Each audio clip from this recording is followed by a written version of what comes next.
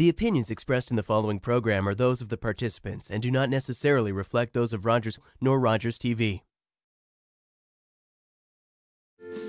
Securing your recycling in a few steps is simple, like bundling your cardboard separately. These bundles can act as a lid for your blue box or placing heavier items such as magazines on top of papers with no material above the rim.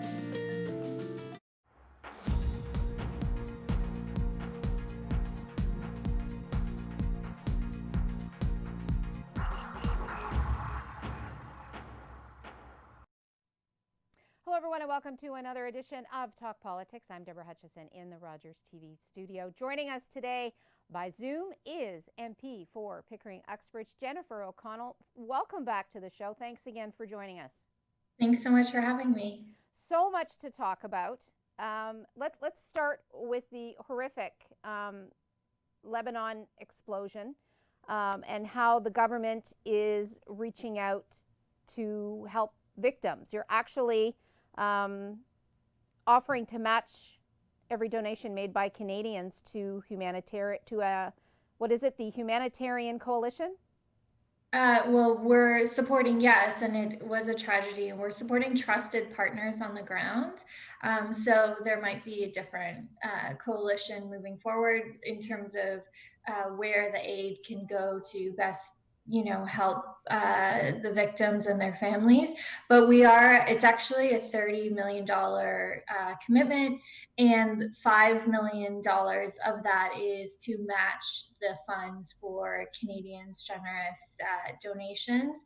This obviously is a huge tragedy, and Canadians are rightly, upset by it and want to do their part, even though it's, not close to home, but a lot of Lebanese Canadians are here, and Canadians just in general want to step up and help. Okay, let's move closer to home, and I need to ask you about the ongoing controversy over the opposition has accused the Liberal government basically of playing favorites, choosing to reward that organization. If they're not playing favorites, you must agree that the optics just didn't look good.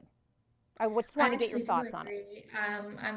I was disappointed to kind of see some of the things come out, in particular with Minister Morneau, and I think the Prime Minister has said he should have recused himself, and so has Minister Morneau, and certainly I would have liked to have seen that. I do think, though, there is the program itself, and the fact that it was recommended by the public service and not by Minister Morneau or the Prime Minister, is certainly gives me a lot of reassurance. But I do agree with Canadians when I read these things as well. I think the recusal should have happened just because of the ties, whether there was a conflict or not. There are optics of these things. And at the end of the day, I share the Prime Minister's sentiment that because of some of the optics, this program has now been put on hold, and putting, getting these supports to students is so important. And it's just the sheer size of the program and how quick we were trying to get it out the door, I think led to some mistakes being made. And I certainly have expressed to our government that we need to be doing a lot better to ensure that these programs don't get delayed and these supports can roll out to the people who actually need them. So I hear the concerns and I share some of them. And like I said, I've spoken up on it as well. Should Morneau step down? No, I think first of all, it's in terms of him stepping down, that's a choice he has to make. But ultimately, it's up to the Prime Minister to determine who's in his cabinet. And he said yesterday he has confidence in Minister Morneau. And I trust the advice of the Prime Minister when it comes to cabinet matters. But like I said, it's as a caucus member, I've certainly have said, there needs to be better screens in place to ensure that whether there's actual conflicts or even just the optics of conflicts, that those sorts of things don't get in the way of delivering, very needed programs. This was a very needed program, and I think there is some surprise out there that it was being entrusted to a third party. If it was so important, should the government have not handled it? Why was it being handed over to a third party? Well, I think the testimony at Finance Committee was really helpful for everybody to understand. One, it was the sheer size of the program and how quickly it needed to roll out. So the Prime Minister, when he appeared, he had indicated that he had always envisioned this program rolling out through our government program, which is Canada Service Corps, something that is really important to him. That's how he always envisioned it. But Canada Service Corps has already had some difficulties in meeting the numbers pre-COVID in terms of program rollout. And so the public service didn't feel that in, again, the short amount of time and the sheer volume of uptake that we were anticipating and hoping for, that it couldn't be done in-house. And they pointed to Canada Service Corps as kind of being the ideal location for this, but the fact that they were not necessarily hitting the uptake and being able to handle the numbers that we were at for that program, I think that kind of exemplified or really illuminated the issues with doing it in-house, and that quickly. Okay, let's move on to, or in continuing with COVID-19. Word came recently that the government has vaccine agreements with 2 companies, and that importance of signing agreements with both Pfizer and Moderna. Both are now moving into phase 3 clinical trials. Why was it important to reach out with 2 different companies? Well, I think it's important for a couple of reasons. One is to diversify supply. We want to be ready to make sure that all Canadians can have access should a viable vaccine become available. And by diversifying the supply chain really is allowing us to ensure that let's say if one producer can't supply enough materials or can't get enough, that we have another. And so I think throughout this COVID process, we've learned a lot in terms of procurement and diversifying our agreements, because at the end of the day, the entire world are all shopping right now for the same types of supplies. And it's important that Canada obviously not only be in that space in production, but as we are purchasing, that we are ensuring that we have more than one supplier to ensure that we will have access should a viable vaccine become available.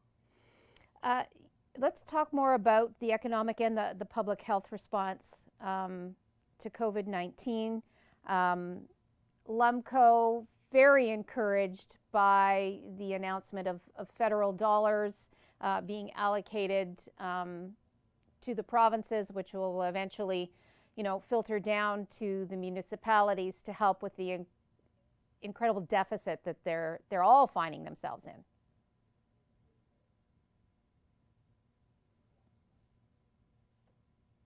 Jen, can you hear me?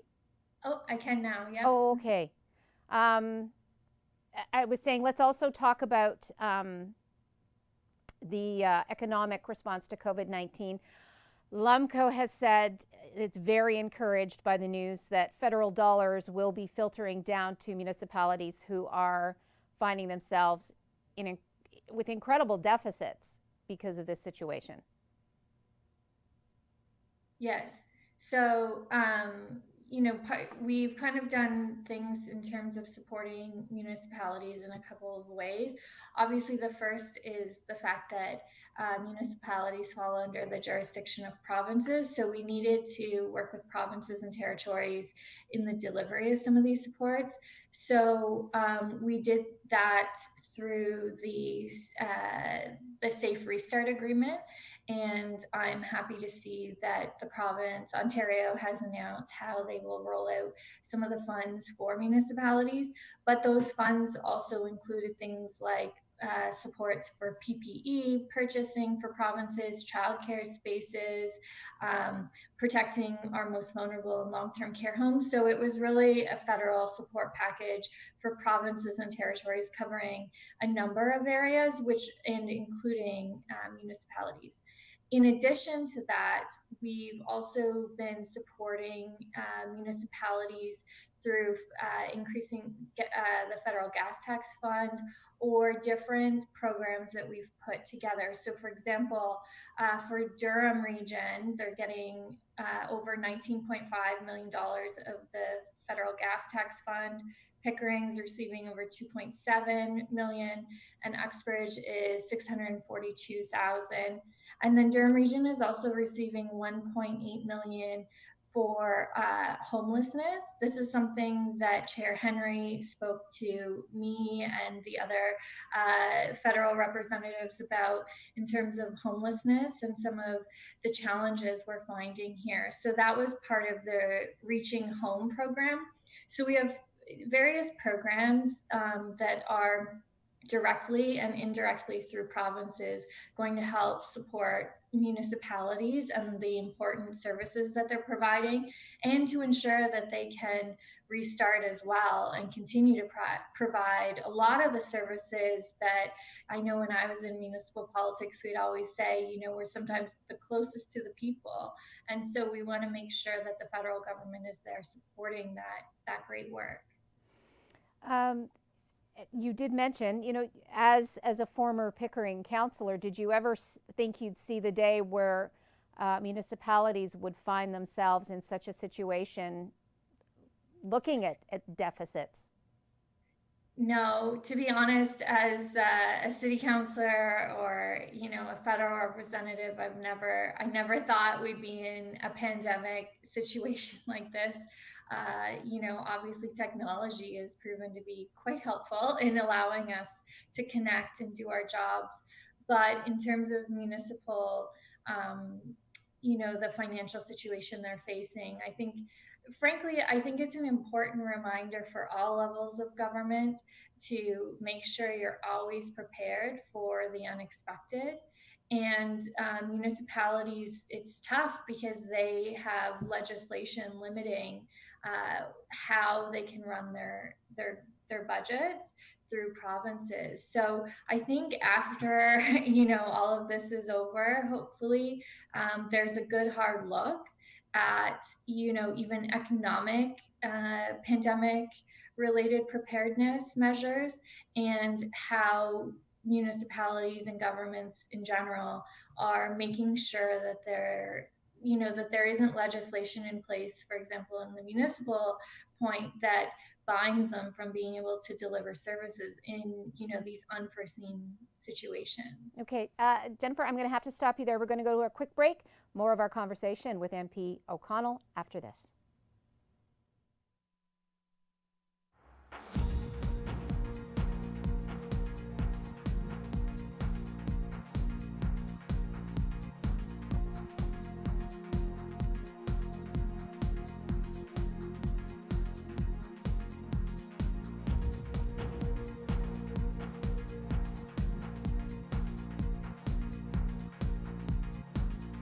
Securing your recycling in a few steps is simple, like crushing your cans and bottles down in your container's blue box and your box board down in your papers box. This saves a lot of space and reduces the possibility of material blowing out of your blue box on windy days. Family, it's just extremely important. People move around. Connected for Success has just made it so much easier. For the longest time, I was on cloud nine. It connects you to family, It connects you to the outside world and it makes you feel connected to the community. It was a whole new experience. You realize then how much you missed out. In fact, connect is my favorite word now. I love that word. Keeps me out of trouble.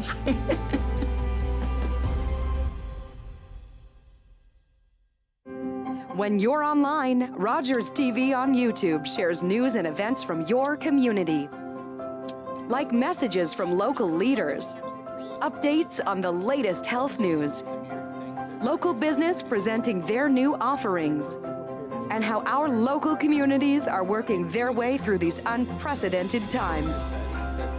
Visit and subscribe to Rogers TV on YouTube for the latest local information.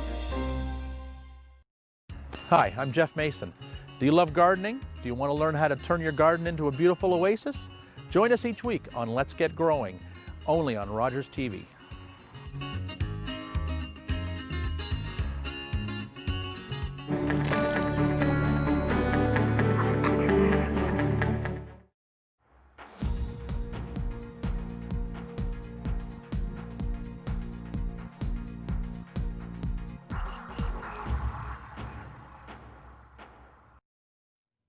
And welcome back to Talk Politics. I'm Deborah Hutchison. Joining us this week is Pickering-Uxbridge MP Jennifer O'Connell. Jennifer, when we broke, we were talking about the the multitude of programs and health programs and economic programs that the federal government has provided throughout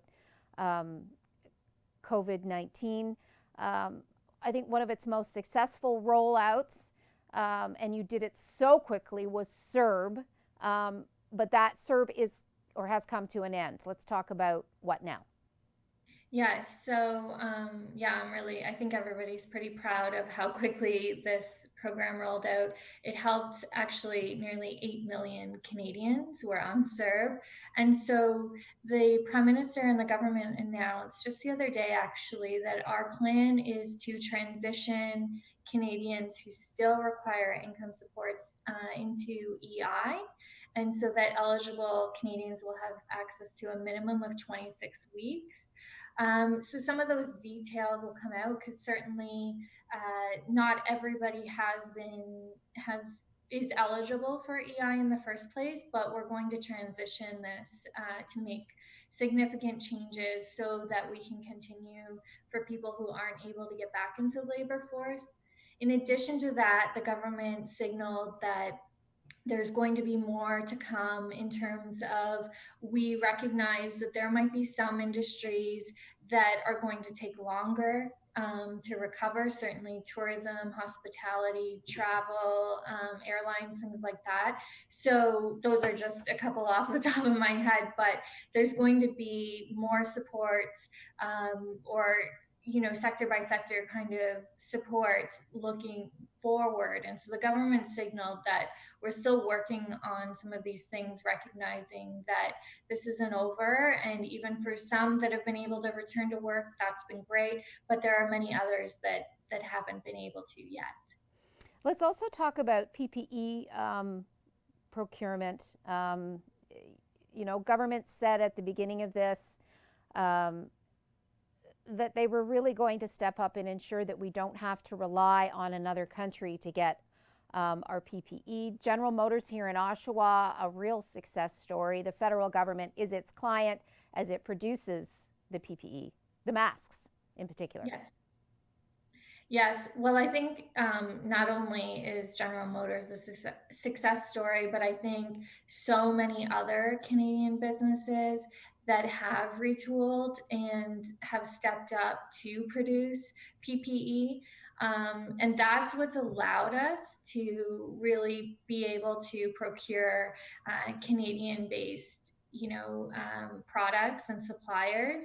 But it has shone a light on the fact that our we need to diversify our supply and make sure that we can rely on Canadian made products and companies. And I think right now we're at something like 44% of our procurement for PPE is coming from Canadian companies or production here. And so obviously we want to get that higher, but I think that shift from where we were just a few months ago, and what we relied and where we relied on this supply chain to where we are now is quite impressive, and that's all thanks to Canadian businesses like GM stepping up. I do, though, want to ask you about, is it AMD Medicom Inc., the Quebec company that was given a 10-year contract with the federal government to produce masks, PPE, when they didn't have, they had closed their Canadian factories and in fact didn't have a factory here yet. They're building one now, but the contract was given to them when they didn't have a factory here. I just want to get your thoughts on that. Yeah, certainly, on the surface it raises, questions. But again, I think it's about signaling and moving forward with really building up our manufacturing and our production here in Canada. Now, Minister Anden was she was quoted recently in an article saying that part of the contract was that Canadian production, had to start in July. So it sounds like, I'm not privy to all the details in the contract, but it sounds like there were provisions in there and deadlines in terms of Canadian production. So I think moving forward, we're going to have to keep an eye on these sorts of things, but I think it is a larger signaling of supporting manufacturers so that they can be in Canada, and that if the Canadian government is your customer, that's going to help them ensure that production can either return or stay here. And I think that's something that all Canadians are, again, this pandemic has really shown us our reliance on manufacturing elsewhere, and this need to really support manufacturers here at all levels of government has become abundantly clear. So I think this contract, again, we have to make sure that, like any contract, they're meeting their deadlines and the details specified. But within that, I think it's a larger signal for the importance of Canadian manufacturing and production here, creating jobs and ensuring our supply chain is maintained.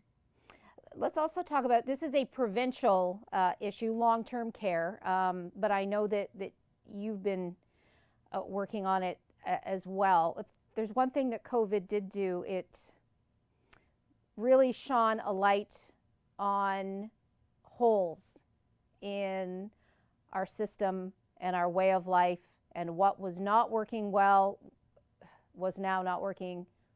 It became a disaster with the long-term care system.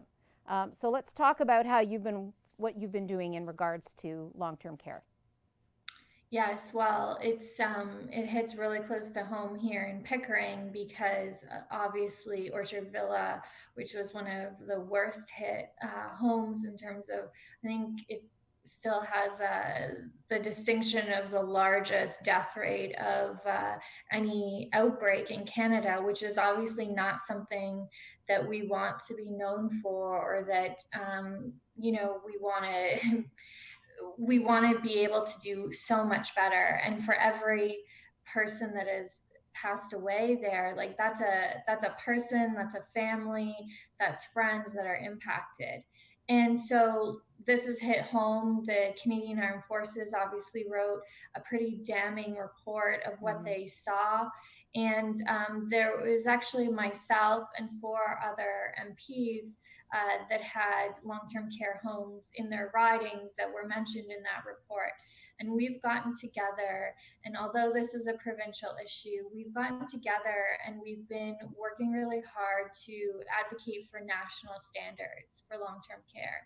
Long-term care is not part of the Canada Health Act, and this is why it doesn't have any, federal kind of responsibility or standards.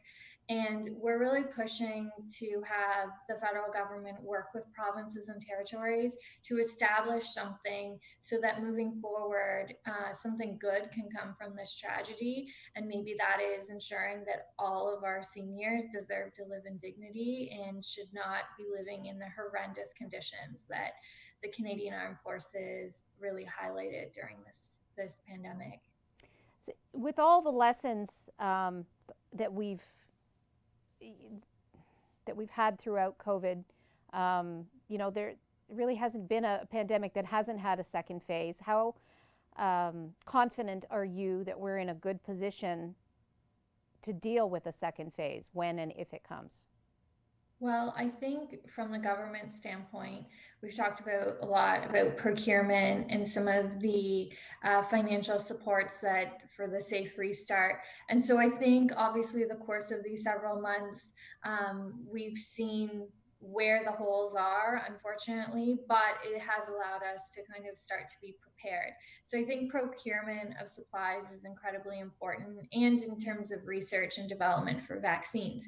However, I think a lot of what happens in the second wave is really dependent on Canadians and everybody not kind of taking your foot off the gas in terms of maintaining social distancing, wearing a mask if you can't do that, washing your hands, and just taking these precautions. Another good thing is to download the COVID Alert app, because if Canadians can keep taking these precautions, being safe, and that's what's put us in this position in terms of being able to help stop the spread. Government will be there to help support hospitals and healthcare and protective equipment and any economic, supports that are needed. But at the core of this pandemic, we need Canadians to take it seriously like they have been, and to continue to do so that we can help not create a second wave, or that the spread is very limited, should a second wave be prevalent here in Canada. So, it's really about taking those health precautions and those measures that are going to really help us, and then government will be there should we need those additional supports. Well said. We may be tired of this virus, but it certainly isn't tired of us. We've just only got about 30 seconds left. Quickly before we go, an update on the Pickering Airport. So nothing really new, in the sense that the KPMG report came out saying that, the needs assessment wasn't there until past 2038. I think the only new factor is with COVID, and airline industry have talked about it could take 3 to 4 years to recover. So I'm sure that would be a factor, but it seems to be a couple decades out at the very least based on that report, and the government said they won't move forward without a strong business case. Okay, I'm going to have to stop you there. We're out of time. Our thanks again to MP Jennifer O'Connell, and thanks to you for joining us. Until next time, I'm Deborah Hutchison. Stay safe, everyone.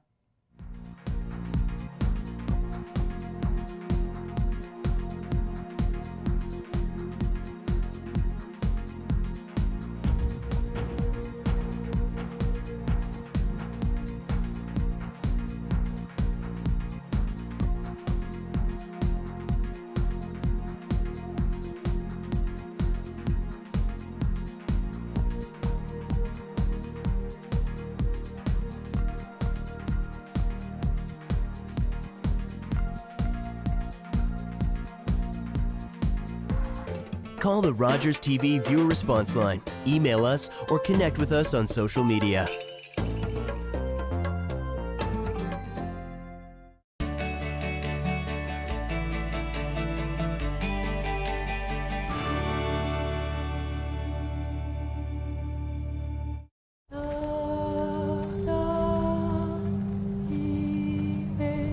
Our ancestors came here from France to build a better life. We lived here happily for generations, until the British decided they wanted our land. The men were called to a meeting and then imprisoned. They demanded we swear an oath to their king and took everything, regardless. We were forced from Acadie, the only home we knew. Mon Acadie n'existera plus.